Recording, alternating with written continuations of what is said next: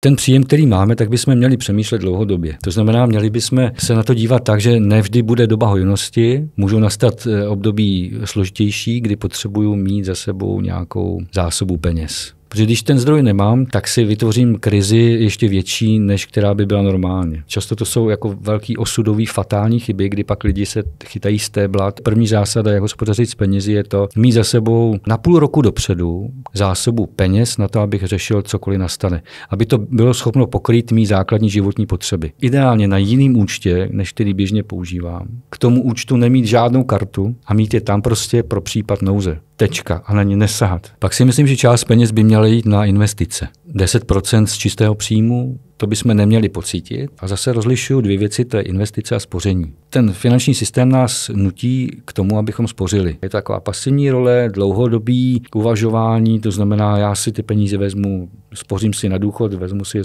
za 30, za 40 let, nemůžu si na ně sáhnout, nemůžu si je vybrat, kdy potřebuju. Prostě mentalita střadatele je jiná. Jo? A já mluvím ale o něčem jiném, já mluvím o investicích. O tom, jak ty peníze uchovat a zmnožit. Potom další situace, naprostá většina lidí je zadlužená, má dluh. Malá kreditní karta, jdeme do mínusu, splátkový úvěr nebo něco podobného. Co horší je, že jdeme do toho, jsme mladí, začínáme kariéru, chceme mít rodinu, takže chceme někde bydlet, boom, hypotéka. Pro mladý je to strašně těžký, protože ten současný sociální systém není nastavený tak, že bydlí společně s rodiči a prarodiči, jak to bývávalo dřív.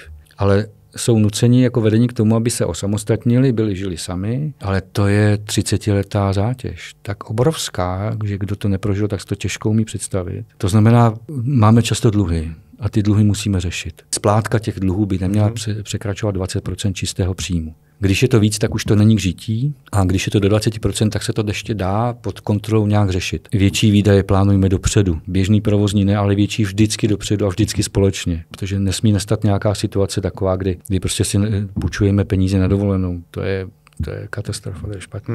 Je potřeba nastavit si to tak, že se vejdeme do těch maximálně 20% čistého příjmu se všemi splátkami, které máme. S každou institucí nebo s každým člověkem se dá jednat o výši dluhu, ale musí to jenom v jednom případě, kdy nám věří. To znamená, musíme být konzistentní a když něco řekneme, tak to musí platit a musíme to za každou cenu dodržet. Příklad, s někým se dohodneme, že teď mu splácím 5 000 a já mu můžu splácet 2. Samozřejmě, že se mu to nebude líbit, ale já musím přežít, abych byl schopen to splácet. A když mu řeknu, co pro to konkrétně dělá, musím být úplně otevřený a musím navrhnout takový řešení, který i pro něj je přijatelný. A když se na něm dohodneme, tak ho musím za každou cenu dodržet. Když bych na to neměl, tak půjdu na nádraží v noci vykládat vagóny.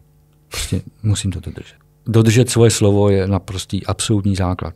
Pak to všechno funguje i jinak. Jo? Měl bych pamatovat na to, že se nezaručuju za cizí dluhy. Nenavyšovat dluhy za spotřební věci. Umazávat ty dluhy, jak jen to půjde. A když se dohodnu na menší splátce a přijdu jednou za čas a dám větší splátku. Víte, jak v očích toho, kdo má tu pohledávku, jak vyrostu? Když dodržím to, co jsem slíbil a jsem schopen to splácet, jak moje sebeúcta vzroste. Sebejistota, sebeúcta, začnu si sám sebe vážit. Moje žena si mě začne vážit.